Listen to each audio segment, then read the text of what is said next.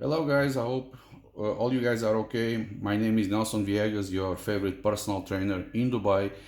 I want to ask you straight away for you guys to subscribe my channel, put likes, share, comment, um, put anything. So try to interact as much as you can with my posts to see if you can try to spread this information that it's important for trainers, important for clients. Most people they ask, I don't know how these things they work, so I try to make short videos to try to highlight some trainers to explain to their clients how small things, small tips that they can teach the client. You don't need to learn all these names, but you can at least know how it works. So today I brought a topic of a supplement that is used a lot in pre-workouts called beta-alanine. So the title that I gave to this subject today is, does beta-alanine really works for bodybuilding?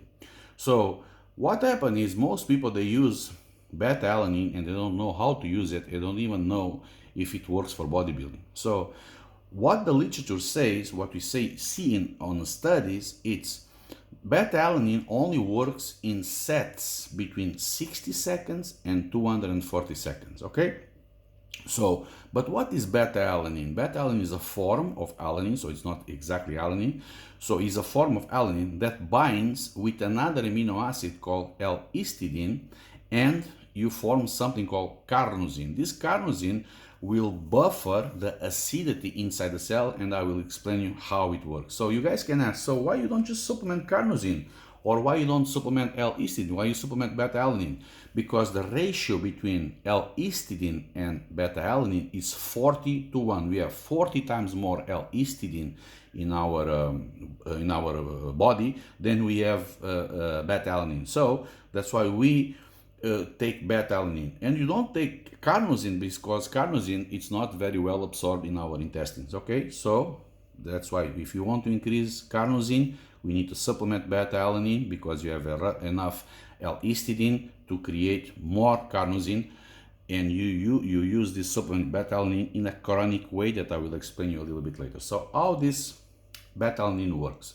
So I make here a small example of a muscle cell. Okay, so imagine that this is a muscle cell here, and we have a substrate that we use. That's why I put here that only works in sets between 60 seconds and 240 seconds, because after 240 seconds you start using more fat, and when you work out less than 60 seconds you use more ATP-CP, so creatine phosphate. So in this range of time, in this time limited window, we use more glucose and glycogen. Glucose is in the blood, so it's outside of the cell. Glycogen, it's already inside the cell. Okay, so when this glucose come inside the cell, which is supposed to come, because glucose cannot come inside the cell without the order of hormones. Which hormone connects to the cell to give the information for the glucose to go in? It's the insulin. So insulin binds to this receptor here called IRS. So when insulin comes, that's why people that have lots of insulin resistance, the insulin cannot bind with this receptor, so the glucose accumulates in the blood. Okay, so they cannot put inside the muscle cell to do beta oxidation. But that's not the topic of the video today. So imagine that we use glucose and glycogen. Glycogen is already inside the cell, glucose it needs to go inside. So insulin connects to the IRS receptor, it goes to a cascade of hormones, you go to another protein called PKA, protein kinase A, and gives information for a glucose transporter, which in a muscle cell and on a fat cell is called GLUT4, to come out of the cytoplasm and stay here on the membrane of the cell. Imagine this GLUT4 like a straw. So now we have a straw that allows the glucose to go inside the cell, to be metabolized and to produce ATP, to produce energy. So we have 10 reactions until you reach, so glucose is a 6-carbon molecule, so you have 10 reactions until we produce 2 molecules of pyruvate, which is 3 carbons, okay? So here on the 6th reaction, we have the production of H+, and this is the important part here. So this H+, when it starts to come in more and more glucose, or breaking down more and more glycogen, in the 6th reaction here, we have the accumulation of H+. So these ions of hydrogen starts to become inside the cell and creates an environment very acid. So every of this reaction has an enzyme. okay? So it reduces the action of these enzymes, okay? So we have a transporter called NAD, NAD. So this NAD pick up the H plus and bring to, so we pick up the H plus to try to reduce the acidity, the H plus, and try to get out of the cell. But this NAD cannot pick up all the H plus and bring outside the cell because you don't have transporter for that. So he uses the pyruvate. So when the body breaks down the glucose into two pyruvates, this pyruvate accepts the hydrogen and converts. So pyruvate plus hydrogen, it converts into lactate. So I want to explain you this because most people still speak about lactic acid. I hate when in 2022 I still listen trainers and pseudo gurus of sports and coaches and whatever. The pain that you have next day it's because of lactic acid. No, we don't produce lactic acid. We produce ions of hydrogen and we produce lactate. Lactate, it's pyruvate plus the ions of hydrogen. So now this lactate has receptors in the cell called MCT1 and MCT4. Of course, this is, like I said, this is a muscle cell. For other cells has other receptors. And now this lactate can come out. You see another transporter here that allows the lactate to go out. When it goes out, it goes to the blood. In the blood, we have another buffer component called sodium bicarbonate that pick up this lactate and tries to eliminate the excess of H plus. Okay, so make a long story short, what I want to bring here is the accumulation of this NAD, the accumulation of lactate, it reduces the action of the cell. So the cell becomes, it increases the fatigue, it reduces the performance of the cell. So what carnosine does? Carnosine does exactly the same thing. So carnosine, which is the L-histidine and beta-alanine, it picks up this ion of hydrogen here and also reduces the ions of hydrogen and remove out of the cell. So carnosine acts inside the cell as a buffer. Sodium bicarbonate works outside the cell also as a buffer. That's why most people, when I recommend people to use beta-alanine, I also recommend them, if they don't have any type of digestion problems, to use sodium bicarbonate, because carnosine works inside the cell, sodium bicarbonate works outside the cell. So when increases a lot this acidity, what is the problem of this? Like I said, the first reaction is it inhibits or reduces the action of these enzymes to break down glucose. So now the body becomes less efficient in breaking down glucose and producing pyruvate. And this pyruvate needs to go inside the mitochondria to the Krebs cycle and then for the electron transport chain to produce ATP.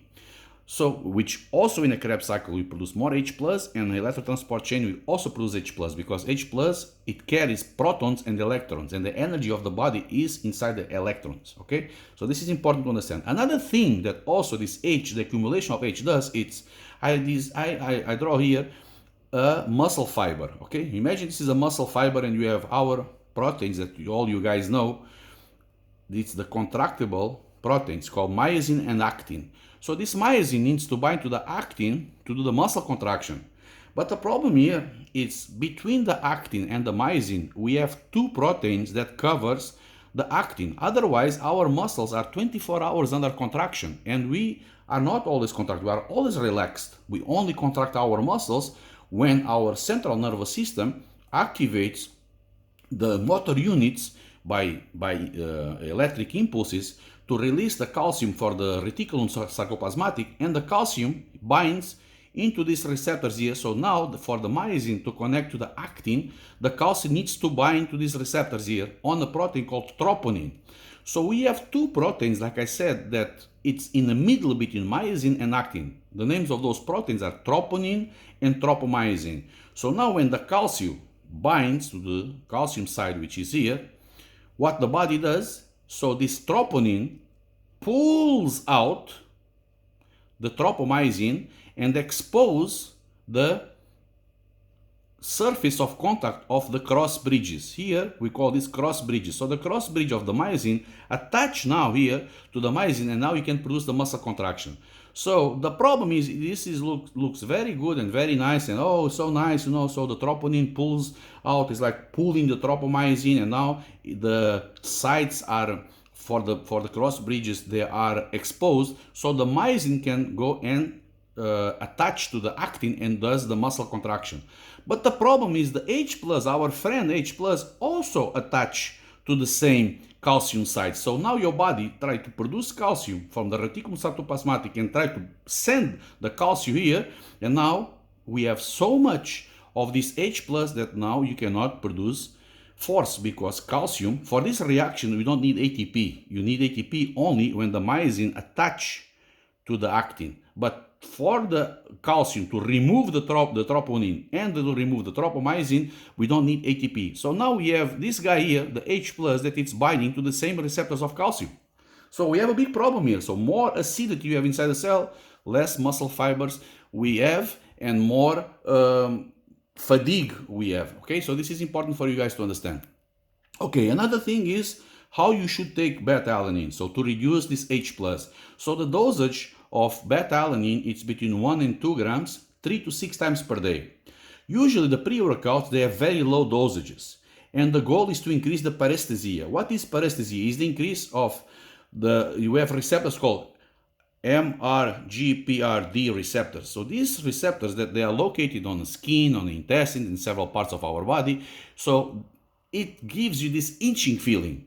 So what they do on a pre-workout, they put a dosage like, for example, 2 grams, because in dosages of 800 milligrams, you don't feel paresthesia. For some people, when they start going more than 800 milligrams, like 1 gram, 1.5 gram, they start feeling this itching feeling. So when the companies, they put 2 grams in the pre-workouts, the person feels lots of paresthesia, and the person thinks that is having a very good effect. Oh no, it's kicking, because I feel this itching feeling.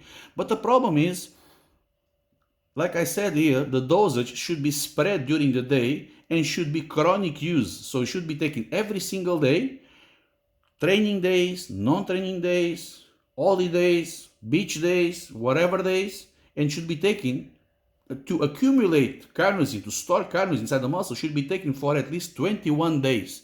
So after 21 days, you start feeling the effects of L-carnosine reducing. So you increase the concentration of carnosine here inside the cell to buffer this H plus, to reduce the acidity. Okay, guys, I hope you enjoyed this video. I don't know if you have any doubts about this, how the muscle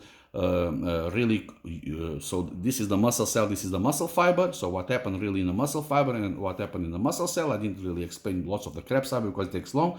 But if you guys enjoyed this video, please subscribe, please share, comment, give opinions for me to do more videos. They have motivation to do more videos like this. Very simple videos. I just pick up a piece of paper and a pen and I explain. So guys, remember, you can use beta-alanine. Yes, you can use it if you use sets between 60 seconds or 240 seconds. If your sets are below 60 seconds, it's useless. If your sets are more than 240 seconds, it's useless. And the dosage, 1 to 2 grams, 3 to 6 times per day. Usually the recommended dosage is between 4 and 6 grams per day. Okay? Don't take it pre-workout, because it doesn't work pre-workout. It works in a chronic use.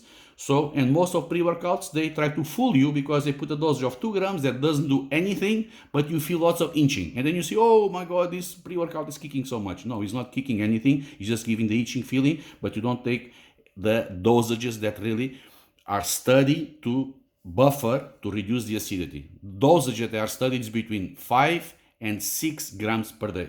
Thank you so much, guys. I hope you enjoy. Bye.